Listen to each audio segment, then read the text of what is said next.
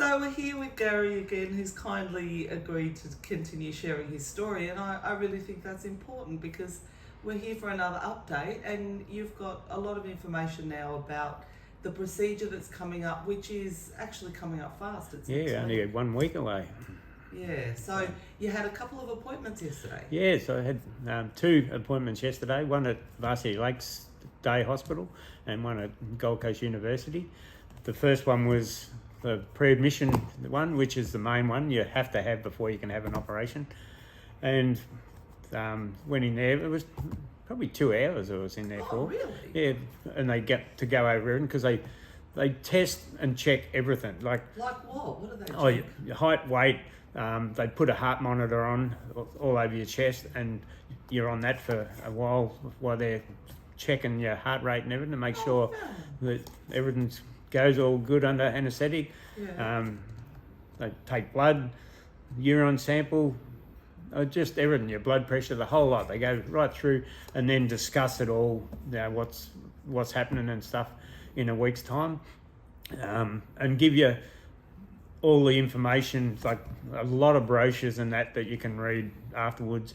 And you get the sponges there on that yesterday to actually make sure the night before the operation and the day of the operation, when you shower, you've got to use special sponges, which obviously got disinfectant, like to make sure you're clean for the operation. And then I had to rush off to Gold Coast University Hospital then to get to my second appointment. Just made it, nearly running late, but made it. And I spoke to the nurse, a lady called Debbie there, which been at the Gold Coast Hospital for years, and she goes over the before and after. So what happens on the day when you come in, where you're going with the ward, they know everything about that. And then after, the side effects and how to take care of everything and stuff. So yeah, she was very informative about everything and filled me in on the whole prostate thing, which, same again, because not many people do talk about. A lot of people have that operation and then go away and come good, and most people come out the other side healthy and everything. But they, unless you know someone pretty direct, they don't talk about it. Like a lot of operations, people just go and get things done and don't discuss it with anyone. But I believe men are the worst. Yeah, we are the worst, of course. But I think it is good to actually talk about it, because it's more and more men are getting prostate cancer. So if you know more about it, you're obviously going to go to the doctor earlier, and you're going to notice things would actually happen with your body. So you might think, oh, that's not quite right. Something's going on there. So you might go to the doctor and get checked out. But even that's not for sure, because you still have no symptoms. Absolutely, like we've said that in one of the other interviews. No symptoms whatsoever. Every time I go and talk to them, like even Debbie yesterday, do you have any effects, urinating, anything? And I say, everything normal. Like there's just nothing where I could say, oh yeah, there is something going on there, but nothing. So it's not a sure thing. The only way is to go to the doctor and get tested, checked out, and then go and get MRIs or whatever. And the PSA test. Yeah, because if they do that and that's high, well, of course there's issues. So I didn't realise the prostate operation was such a big deal. I honestly thought the prostate was something like an appendix or even getting your tubes tied like women do. I thought it was just a minor thing that they went in. Yeah, and I never had any idea really. Like you say, you just hear the prostate removal or operation, but the prostate is quite large, because I think Debbie had a model yesterday with where you could pull apart, like they'd have to show you when you go and check these things out. And I'm pretty sure it was life size, and the prostate was quite large, like as big as a couple of eggs, sort of. It's not tennis ball, but quite large. So that's in the middle of your bladder and connects on to the back of your penis. And when they take that out, there's quite a large gap. So Then they've got to join I'll say tubes, join them back together, and that's got to heal for a couple of weeks. Wow. So that's why you got a catheter in for 2 weeks, which everyone So they said. cut through your urethra, your urethra has to heal. Yeah, the whole, when that joins back together, it's quite a process to heal. So that's why you got the catheter for a couple of weeks, because she said yesterday, everyone just says the catheter is the worst part, uncomfortable, hurts, everything. But the reason for it is to give your wound time to heal, because the catheter goes right up into the bladder and drains the bladder before it, gets infects. Because if you never had that catheter in, it'd get infected or something. So. Oh yeah, because you're using the urethra and urine's going through there and.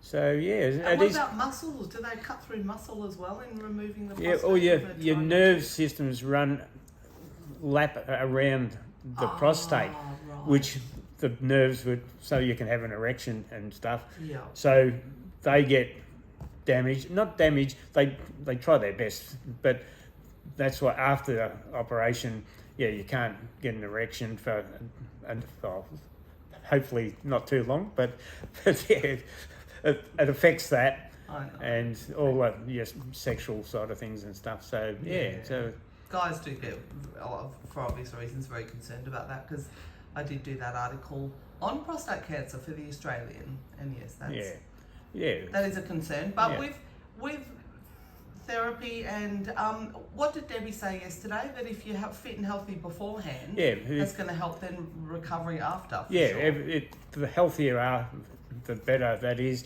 And if you have no issues with sexual erections beforehand, that helps them muscles recover a lot quicker. So hopefully that's all good, and down the track we'll be back good again. And what about